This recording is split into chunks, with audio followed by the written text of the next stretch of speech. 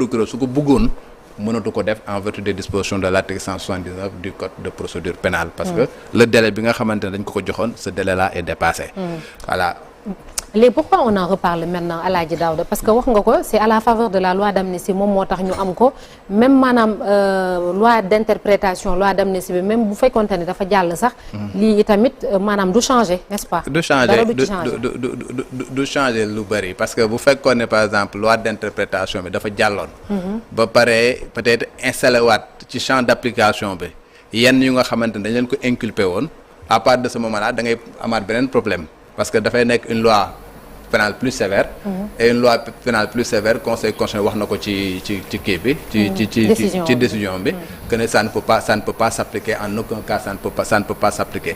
Donc c'est un débat bu nga xamante à mon avis amul véritablement sens quoi c'est juste pour dire que voilà ñi koy mettre en avant c'est juste pour dire que au moment où ñu ngi def loi d'interprétation ñoom uti woon nañ seen kayit ba taxaw par exemple daal di couvrir seen bopp et consort. Donc quel est l'intérêt de la part du Premier ministre par rapport ak texte bi mu génnee tout juste après publication bi pour mu génne information bu.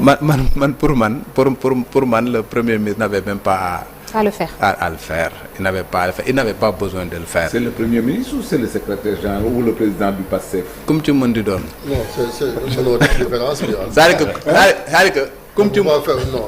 Il faut que mais grand comme tu m'en dis donne. Comme nekk Ousmane Sonko. Waaw. Le Premier ministre. Ousmane Sonko militant du PASTEF. Ousmane Sonko président du PASTEF. Il n'avait pas à jël par exemple une décision de justice bu nga xamante ne non lieu et consort daal di koy bàcc sur la place publique c'est une polémique qui est inutile c'est une polémique inutile parce que la loi d'amnistie est intervenue du moo ñoom rek ñoom ñoo am fi mu toll nii non lieu y a d'autres personnes ñu nga xamante ne am nañ loolu non lieu et les décisions de justice këyit yu nga xam décision de justice c'est pas quelque chose bu nga xamante dañ koy bàcc sur la place publique y a des choses yu nga xamante ne ay décisions de justice ay ordonnances yu nga xamante ne dañ ko jël ay consorts on se retrouve très souvent là actuellement ni di jël ay décisions yu nga xamante ne que mu nekk ay actes administratifs comme ay nangam def ko ci réseaux sociaux et consorts man pour man ça n'avait pas sa raison d'être. C'est passible de peine ou pas muy ku mu mënti doon. non en fait li ñu interdire moom mooy ay secret de l'instruction et consorts lii nekkatul ay instruction parce que lii franchement c'est déjà consommé.